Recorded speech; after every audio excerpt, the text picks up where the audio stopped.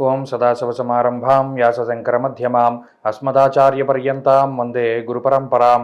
జ్యోతిష్ శాస్త్రాన్ని భావితరాల వారికి ప్రసాదించిన ఋషుల యొక్క పాదపద్మాలకి నమస్కారం చేసుకుంటూ, అలాగే నాకు ఈ జ్యోతిష విద్యను నేర్పిన గురువర్యులు జ్యోతిష బ్రహ్మ కీర్తిశేషులు శ్రీ ఈరంకి సూర్యనారాయణమూర్తి గారు, సూర్యశ్రీ దైవజ్ఞ గారి యొక్క పాదపద్మాలకి నమస్కారం చేసుకుంటూ, ఓం శ్రీ మహాగణాధిపతి నమః, శ్రీ గురుభ్యో నమః, హరి ఓం.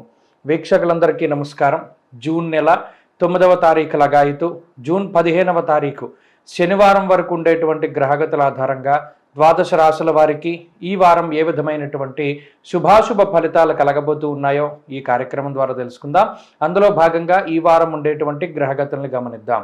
ఈ వారంలో మేషరాశి యందు కుజుని యొక్క సంచారము, వృషభ రాశి యందు రవి బుధ గురుగ్రహాల సంచారము, మిథున రాశి యందు శుక్రగ్రహం యొక్క సంచారము, అలాగే లాభస్థానం మేషమునకు కుంభరాశి యందు శనేశ్వరుడు, మీనం యందు రాహుగ్రహం యొక్క సంచారం కొనసాగుతూ ఉండగా, కేతువు కన్యరాశి యందు ఉండగా, చంద్రుడు కర్కాటక సింహ కన్యరాశుల్లో సంచరిస్తున్నారు. ఇటువంటి పరిస్థితుల్లో ద్వాదశ రాశుల వారికి ఏ విధమైనటువంటి ఫలితాలు కలగబోతున్నా తెలుసుకుందాం. అందులో భాగంగా వృషభ రాశి వారికి ఈ వారం సాధారణమైనటువంటి గ్రహస్థితి గోచరిస్తూ ఉన్నది. ప్రత్యేకించి జన్మరాశి యందు సంచారం చేస్తూ ఉన్నటువంటి రవిగ్రహం కానీ, అలాగే గురుగ్రహం కానీ, అలాగే బుధగ్రహం కానీ, ఈ మూడు గ్రహాలు కూడా కొంత వ్యతిరేకమైనటువంటి ఫలితాలను ఇస్తూ ఉండగా, వ్యయస్థానమందు కుజగ్రహం కూడా ఈ రాశి వారిని కొంత ఇబ్బంది పెడుతూ ఉంటారు.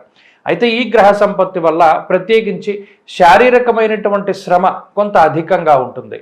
కాలాతిక్రమ భోజనం బంధుమిత్ర సుహృద్వేష అన్నది శాస్త్రం. అంటే ప్రత్యేకించి బంధువులతోటి మిత్రులతోటి కొంత ఎడబాటు రావడం, ఎక్కువ సమయాన్ని కుటుంబ సభ్యులతో గడపలేకపోవడం, ప్రయాణాలు చేయవలసి రావడం, ఉద్యోగపరంగా ఒక ప్రాంతం నుండి వేరే ప్రాంతానికి వెళ్ళవలసి రావడం ఇత్యాది విషయాలన్నీ కూడా ఈ రాశి వారిలో కనబడుతూ ఉన్నాయి. అలాగే ఆర్థికపరమైనటువంటి అంశాలను చూసినప్పుడు శుక్రుడు 2వ స్థానమందు, లాభస్థానమందు రాహుగ్రహం ఈ రాశి వారికి అనుకూలిస్తూ ఉండడం వల్ల ఆర్థికమైనటువంటి లోటు కానీ, ఆర్థిక ఇబ్బందులు కానీ ఈ రాశి వారికి ఉండవు. ప్రత్యేకించి ఏదైనా ఆదాయానికి సంబంధించినటువంటి కొన్ని సమస్యలు ఏర్పడినప్పటికీ వాటిని దాటి ముందుకు వెళ్ళగలుగుతూ ఉంటారు. ఆదాయ మార్గాలు పెంచుకునేటువంటి ప్రయత్నాలు, అలాగే గతంలో చేసినటువంటి అప్పులను తీర్చేటువంటి ప్రయత్నాలు ఇవన్నీ కూడా చక్కగా ముందుకు సాగడానికి అవకాశం ఉంటుంది. కుటుంబ సంబంధమైనటువంటి విషయాలను పరిశీలన చేసినప్పుడు కుటుంబ సభ్యులతోటి సఖ్యత బాగుగానే ఉంటుంది. అయితే ఇందాక చెప్పినట్టు కుటుంబ సభ్యులతోటి ఎక్కువ సమయాన్ని గడపలేకపోవడము, సంతానంతో కానీ జీవిత భాగస్వామితో కానీ సరిగా కొంత మాట్లాడలేకపోవడం ఇటువంటి పరిస్థితులు ఉద్యోగ వ్యాపారాల రీత్యా ఏర్పడడానికి అవకాశం ఉంటుంది. ఆరోగ్యపరంగా కొంత శరీరం అనేటువంటిది ఇబ్బంది పడడానికి అవకాశం ఉన్నది. ఈ గ్రహస్థితి ప్రస్తుతం ఉన్నటువంటి ఈ గ్రహస్థితి శరీర అలసటకి కారణమవుతుంది. ప్రయాణాలు చేయడం వల్ల కొంత ఇబ్బంది పడేటువంటి పరిస్థితికి కారణమవుతుంది.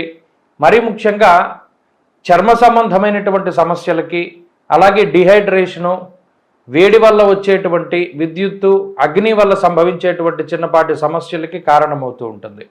ఉద్యోగపరంగా వ్యాపారపరంగా వృషభ రాశి వారికి ఈ వారం చాలా సానుకూలమైనటువంటి పరిస్థితులు ఉన్నాయి. కొద్దిపాటి ఎక్కువ సమయం ఉద్యోగ వ్యాపారాల్లో గడపవలసి వస్తుంది. ఆ పరిస్థితులు మినహా మిగతాదంతా కూడా గ్రహస్థితి బాగున్నది.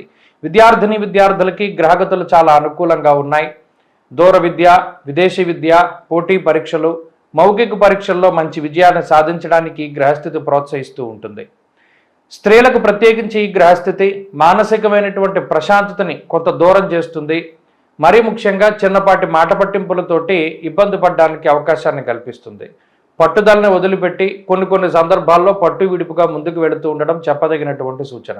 వృషభ రాశి వారి ఈ వారం మరింత అనుకూలమైనటువంటి ఫలితాలని సాధించడానికై సూర్యారాధన చేస్తూ ఉండడం చెప్పదగినటువంటి సూచన. ఆదిత్య హృదయ స్తోత్ర పారాయణం మంచి ఫలితాన్ని ఇస్తుంది. ఈ వారంలో కలిసి వచ్చేటువంటి రోజు శుక్రవారంగా చెప్పవచ్చును. అదృష్ట సంఖ్య 2, అదృష్ట వర్ణము తెలుపు. తదుపరి మిథున రాశి.